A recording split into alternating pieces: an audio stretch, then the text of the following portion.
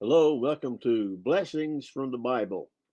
Today we're in Numbers chapter 8, verses 21 and 22. Our topic is Purified for Service, and today I'm speaking with a cough drop in my mouth. I don't know how that's going to work out. Anyway,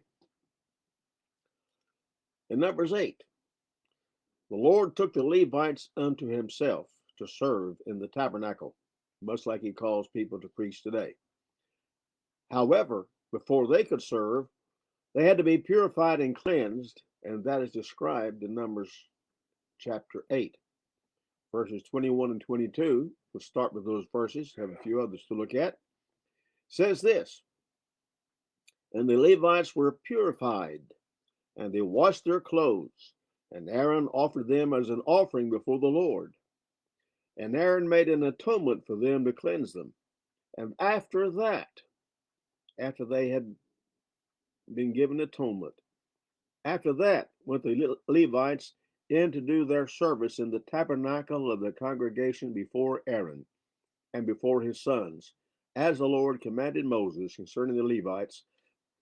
Excuse me, so did they unto them. Prior to that, the Bible says, and Aaron shall offer the Levites before the Lord for an offering of the children of Israel, that they may execute the service of the Lord. And thus shalt thou separate the Levites from among the children of Israel, and the Levites shall be mine. That's in verses 11 and 14. Well, how did the Levites get purified? In verse 7, and thus shalt thou do unto them to cleanse them. Sprinkle water of purifying upon them, and let them shave all their flesh, and let them wash their clothes, and so make themselves clean. And Aaron had to first offer a sin offering and a burnt offering for the Levites, and the congregation put their hands upon the Levites, and an atonement was made for them. And after that, went the Levites in to do their service in the tabernacle. That points out a great truth that's been true for the ages. By his magnificent grace, God takes the unclean, cleans them up and purifies them, and then calls them into his blessed service.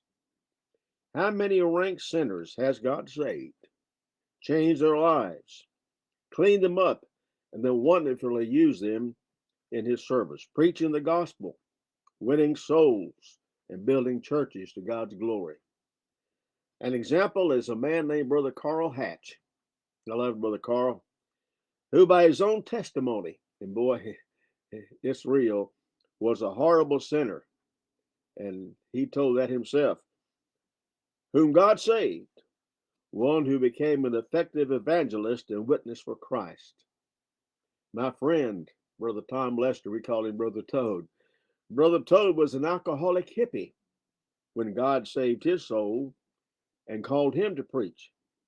Now, for many years, Brother Lester has been faithful in evangelism, traveling and preaching the gospel and helping God's children in many other ways, offering many benevolent services to his fellow saints.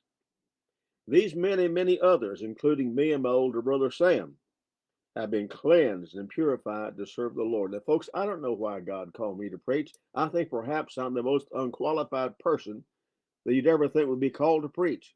I had no qualities that merited me for it by his grace. And my brother has a tremendous testimony how he was at living in sin. Came to our church one day when I preached a sermon from grandmother's Bible, and God touched his heart, and he came down to the Lord that day. And 2 years later, was called to preach and ended up in Italy having a wonderful ministry. I tell him every soul that he's led to Christ in his ministry is an extension of mine. And the people that have gone into that church in Aviano, Italy, and gone out to win souls otherwise, they're extensions of his ministry. And it's the pattern that God sets. So God takes the unclean, cleans them up, and uses them. So, my dear friend, if God has called you to serve him, trust him. Just trust him and give yourself to him. He will do wonderful things through you that you never would have believed. It's happened to me, happened to my older brother Sam, and happened to many of my friends in ministry. God is wonderful. He's called you to preach. He'll purify you and cleanse you and set you apart and claim you for his own and separate you from the world and send you out to preach and teach his word. I have a lot of friends doing that. God is so good. So if God's touched your heart to serve him by faith, tell him yes and get with him. He'll purify you for service and then use you for his honor and his glory. And that's humbling, but it's an honor. Purified for service. That's our goal. Thank you for watching today. God bless you. Lord's willing. We'll see you again tomorrow.